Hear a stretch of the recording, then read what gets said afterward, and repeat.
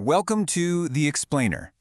Today, we're diving into G.K. Chesterton's 1905 classic, Heretics. Now, this isn't just a book about attacking certain beliefs. It's way deeper than that. It's a challenge to the very way we approach thinking itself. So how does Chesterton kick things off? Well, not with some dry, dense argument. Nope, he starts with a story. A really simple one, actually, all about a lamppost. But this little parable, it holds the key to his entire philosophy. So, picture this. There's a big fuss happening on a city street. And what's it about? A lamppost. Just a normal, everyday piece of street furniture. But for some reason, a bunch of influential people are all fired up, absolutely determined to tear it down. Then a monk shows up. He's the philosopher in this little drama. And he tries to get everyone to just pause for a second and ask the big question. Hey, what is the point of light anyway? But the so-called practical men, they're not having it. They just shove him aside, and boom, they demolish the lamppost in 10 minutes flat. Right, so why start a deep book about philosophy with this strange little story? Because for Chesterton, this isn't just a story, it's a diagnosis. It's the modern world in a nutshell. We've gotten really good at tearing things down, but we've completely forgotten how to even talk about why we should build them in the first place. And this parable is the springboard for his main point. He argues that our modern obsession with practicality has come at a massive cost. It's created this giant blind spot in our culture. What does he mean? Well, he sees a world that's obsessed with the small stuff. We'll argue for hours about, tram schedules or tax policy. But if you ask about a person's view on the entire universe, their fundamental philosophy of life, we treat it like it's no big deal. It's just a trivial matter of personal taste. And he says this phrase, which was made popular by thinkers like George Bernard Shaw, is the perfect example. It sounds so clever and witty, doesn't it? But what it's really doing is celebrating the rejection of any fixed philosophy. It makes having no ultimate beliefs sound like a virtue. This is his point. Exactly. Imagine someone at a dinner party just casually says, life isn't worth living. And nobody bats an eye. We treat the most profound statement a human can make like they're just commenting on the weather. It's as if we've convinced ourselves our deepest beliefs have absolutely no real-world consequences. So this neglect of philosophy, it brings us right to the heart of Chesterton's argument. He takes these two old, kind of stuffy words, heresy and orthodoxy, and completely flips them on their heads. Here's the flip. Chesterton says the meanings are now completely backwards. Heresy used to just mean you were wrong about something important. Now we praise it as being courageous or clear-eyed. And orthodoxy, which used to mean you were right, is now treated like it automatically means you're wrong and old-fashioned. So, in this new system, the modern heretic isn't just someone with a wrong idea.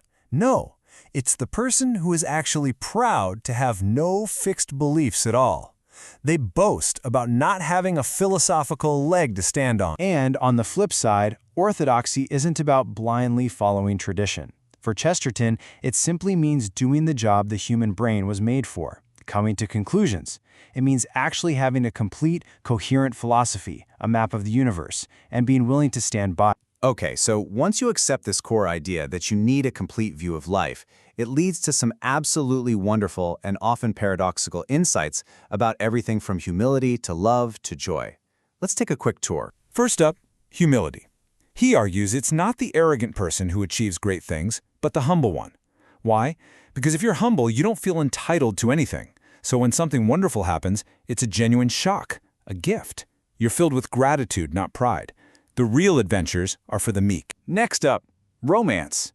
We tend to think falling in love is the greatest adventure because we choose it. Chesterton says, nope, the true, supreme adventure is being born. Why? Because you don't choose your family. You're just dropped into this wild, beautiful, dramatic story with a cast of characters you didn't pick. That, he says, is a real fairy tale. And finally, joy. His take here is brilliant. He says never, ever treat pleasure like a medicine. Don't drink because you're miserable and you need it. That's a trap.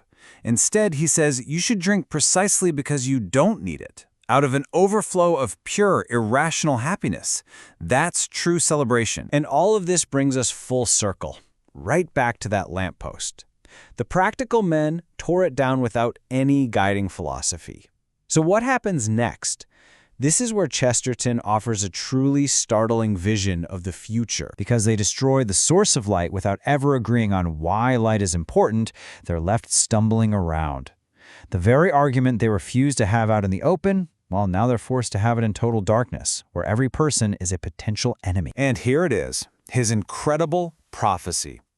He predicts a time will come when the world has drifted so far from plain common sense, from a shared reality, that we'll have to wage war just to defend the most basic, self-evident truths. Seriously, he says, the great battles of the future won't be about complex ideologies. They'll be fought to prove the obvious things we see with our own eyes. The fight will be to defend the very fabric of the world around us. And in a world like that, the highest form of courage gets turned on its head. It won't be about believing in what's unseen. No, the real courage, the real act of faith, will be to believe in what we can see, to defend the reality that's staring us right in the face when everyone else denies it. And so, Chesterton's challenge rings out to us more than a century later. If the great battle really is for the reality that's right in front of us, what are the obvious, everyday wonders, the visible prodigies that we might need the courage to fight for today?